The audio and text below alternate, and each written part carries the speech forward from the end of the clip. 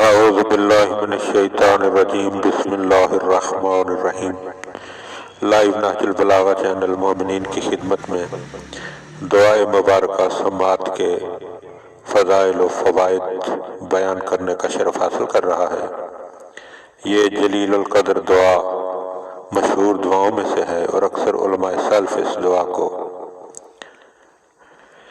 بالالتزام پڑھا کرتے تھے۔ مستحب ہے کہ اس دعا کو بروز جمعہ آخر ساعت میں تلاوت کیا جائے۔ المختصر اس دعا کا پڑھنا موجب بخشش گناہ ہے اور باعث ازدیاد روحانیت و رفع غم و ہم ہے۔ اس دعا کے چند جملے مومنین کی خدمت میں بیان کیے جا رہے ہیں۔ بسم اللہ الرحمن الرحیم۔ اللہم انی اسألک باسمک العظیم الاعظم الاعز الاجل الاکرم۔ اے اللہ، میں تجھے تیرے اس اسم کا واسطہ دیتا ہوں جو عظیم ہے، اعظم ہے، اعز یعنی سب سے زیادہ عزت والا ہے، اجل اور سب سے زیادہ ظاہر ہے، الاکرم اور بہت ہی زیادہ کرامت والا ہے۔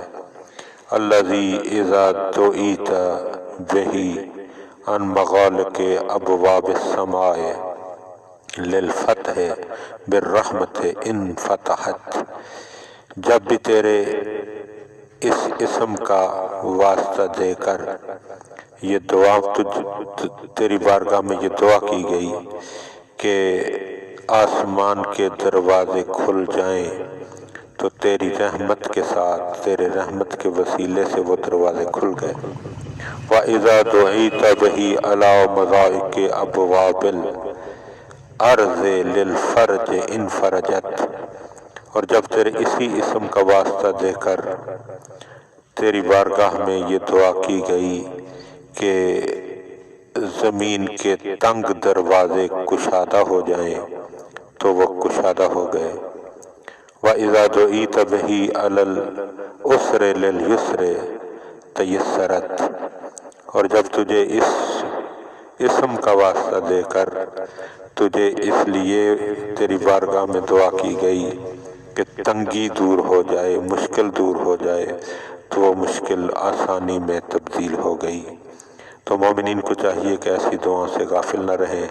جب بھی اللہ توفیق عطا فرمائے تو ان دعاؤں کو پڑھیں اور اپنے لیے اور دیگر مومنین کے لیے، بالخصوص امام علیہ السلام کے ظہور میں تعجیل کے لیے ضرور دعا کریں۔ اللہم صلی علی محمد و آل محمد۔